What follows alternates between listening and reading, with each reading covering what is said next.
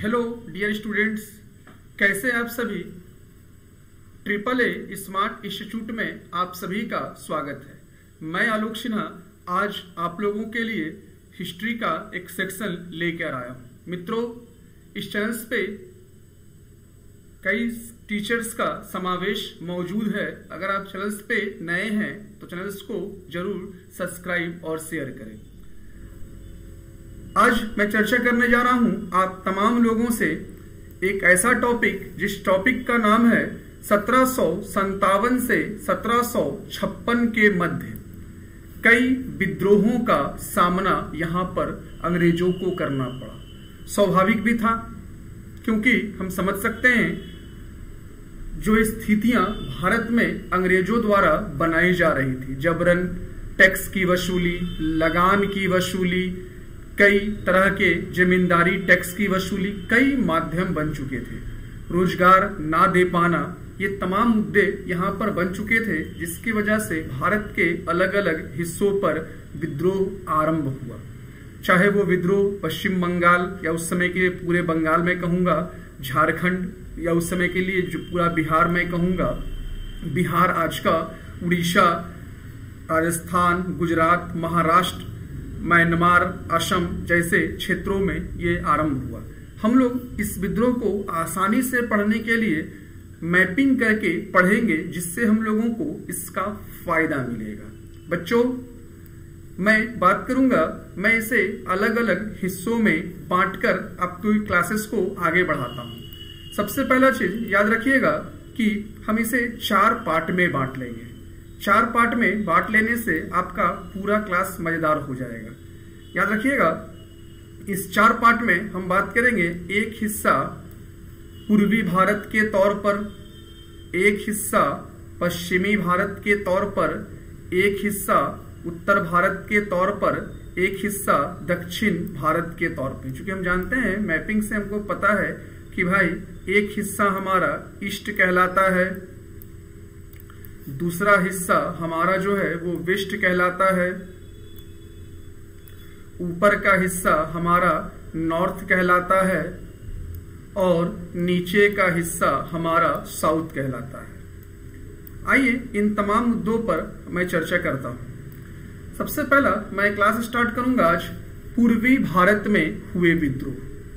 That means east क्षेत्र में। तो हम जानते हैं ईस्ट क्षेत्र में बंगाल, बिहार, उड़ीसा, झारखंड, असम जैसे क्षेत्र जो हैं वो मौजूद हैं, मेघालय वगैरह। इन तमाम जगहों पर जो विद्रोह हुआ है उस पे आज का सेशन हम लोग स्टार्ट करते हैं। स्टूडेंट्स, सबसे पहला मैं बात करूंगा बंगाल में हुआ एक विद्रोह जिसे सन्यासी विद्रोह कहा जाता है। आप सोच सकते हो सन्यासी और विद्रोह कैसे सर? सन्यासी तो भाई पूजा पाठ करने वाले, भगवान का नाम लेने वाले, राम राम करने वाले, वो विद्रोह क्यों करेंगे सर? आपकी क्वेश्चन होनी चाहिए। लेकिन हुआ। आप बिल्कुल सही सोच रहे हैं और सुन रहे हैं, हां हुआ। सन्यासियों का जो विद्रोह है, उस विद्रोह का परिणाम कुछ और निकल रहा था। क्योंकि सन्यासियों को जो पूजा पाठ तीर्थ करने की आजादी मिलनी चाहिए था, ब्रिटिश हुकूमत ने उन्हें तीर्थ स्थानों पर जाने से रोक दिया। क्योंकि तीर्थ पर भी टैक्स लगाने का कार्य आरंभ हो गया। अब इन तमाम चीजों को देखते हुए सन्यासी अकेले निकले थे, लेकिन हम जानते हैं सन्यासी ब्राह्मण, फकीर, मौलवी, इन तमाम लोगों के साथ कई लोग जुड़ जाते हैं। चूंकि बात आस्था की होती है। इन तमाम लोगों के साथ कई ऐसे जमींदार जो अंग्रेजों से अलग थे, वो कई ऐसे किसान, कई ऐसे शिल्पकार और सन्यासी, और साथ में नवाब के विघटित सिपाही सन्यासियों के साथ हो लिए। और ये विद्रोह 1763 में शुरू हुआ और 1800 तक चला। जैसे ये विद्रोह का जुनून आया, याद रखिएगा इस विद्रोह में कुछ नारा पेटेंट हुआ। जैसे एक नारा ओम का नारा और एक नारा वंदे मातरम।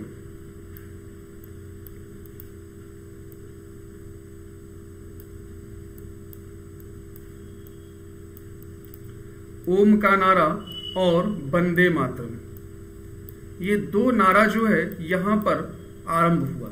इस पूरी घटना का चर्चा जो है वो बंकिम चंद्र चटर्जी की एक पुस्तक है जिसका नाम है आनंद मठ। कई बार ये क्वेश्चन एग्जाम में आता है कि भाई आनंद मठ के लेखक कौन है या फिर वंदे मातरम कहां से लिया गया है।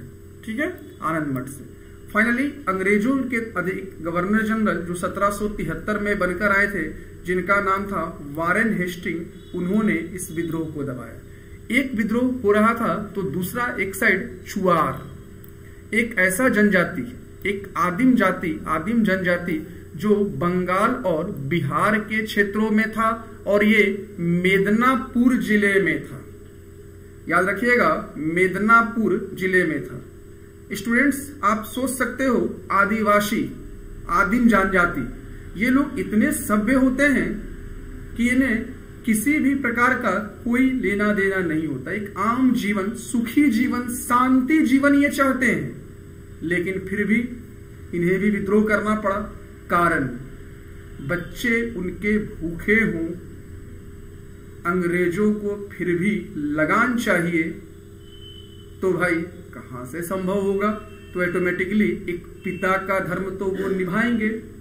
हालांकि उस समय तक भी ये नहीं निभा रहे थे, लेकिन फाइनली लगान वसूल करने वाले ठेकेदार ही ना हुआ करते थे, डायरेक्ट तो अंग्रेज नहीं थे। तो उन लगान वसूल करने वाले ठेकेदारों के अगेंस्ट जो है दो व्यक्ति, एक धीरज और दूसरा नरलुद्दीन, इन दोनों ने चुआर जनजाति के गांव में, दैट मीन्स मेदिनीपुर जाकर, दोनों को ने मिलकर समझाया कि अरे तुम खुद भूखे हो, तुम्हारे बच्चे भूखे और तुम लगान जबरदस्ती दे रहे हो।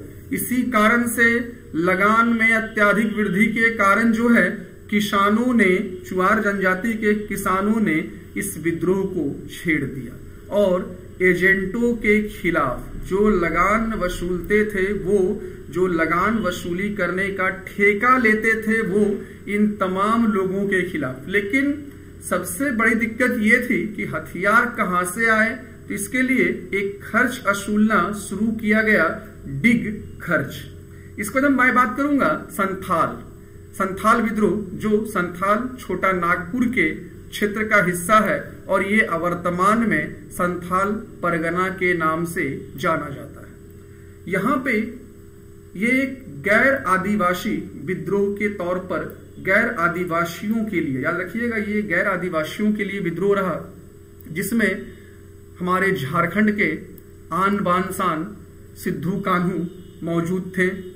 इसके अलावा चांद और भैरव मौजूद थे। इन चारों ने मिलकर इसमें एक राजा के पद पर आए, एक सेनापति के पद पर आए, एक प्रशासक के पद पर आए और एक मंत्री के पद पर आए। ये चारों ने अपने अपने पद को बांटा और आदिवासी में सबसे सशक्त मतलब मजबूत विद्रोह के तौर पर संथाल विद्रोह को हम जानते हैं।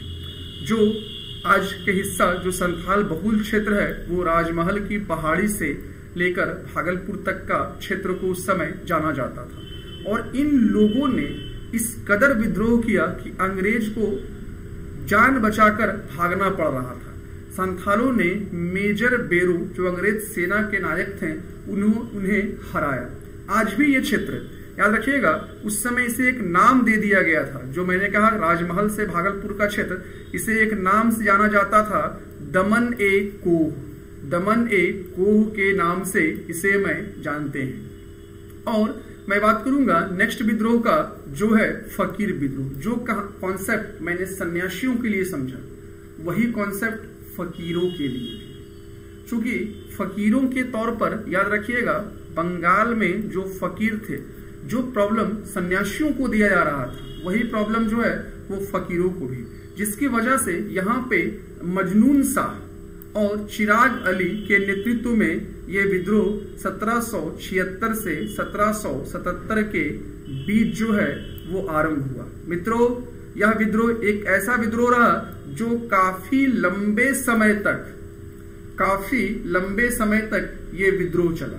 अगला हम लोगों का विद्रोह आएगा अहोम। ये अहोम जो है वो जनजाति है असम के क्षेत्र का। देखिए हुआ क्या था, अंग्रेज के द्वारा जब बर्मा, याद रखिएगा, अंग्रेज के द्वारा एक युद्ध जो है वो बर्मा, जिसे हम आज म्यांमार के नाम से जानते हैं, तो इस बर्मा युद्ध के समय अंग्रेजों ने अहोमों से एक वादा किया था।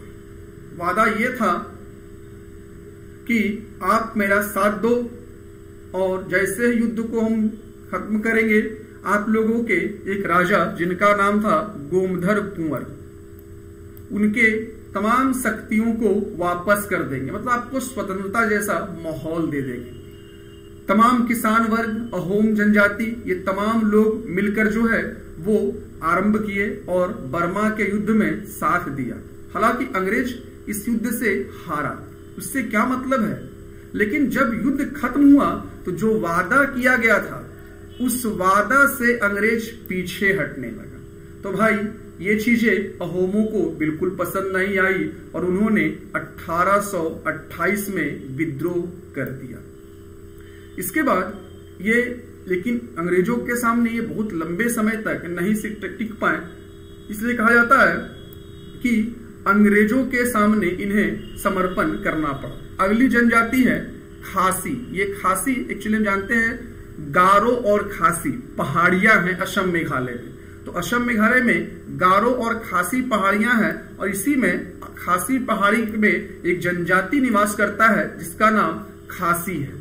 इस खासी जनजाति के राजा तीरथ सिंह थे, जो तीरथ सिंह को अंग्रेजों ने खासी पहाड़ी एवं सिलहट के बीच एक्चुअली एक सैनिक मार्ग बनाने की इन लोगों ने योजना बनाई थी। अब सोच सकते हो कि भाई उन क्षेत्रों में तो खेती पहाड़ पे होती है ना, तो भाई अब खुद देखो क्या अच्छा है, जो किसान वहां खेती कर रहे वो तो बेचारे मर जाएंगे, आप वहां रोड बना लोगे तो। इसलिए राजा तीरथ सिंह के नेतृत्व में यहां पर 1833 में यह विद्रोह हुआ। अगला विद्रोह हमारा है पागलपंथी विद्रोह। पागलपंथी ये अर्ध धार्मिक संप्रदाय के लोग थे और ये लोग उत्तर बंगाल से संबंधित थे।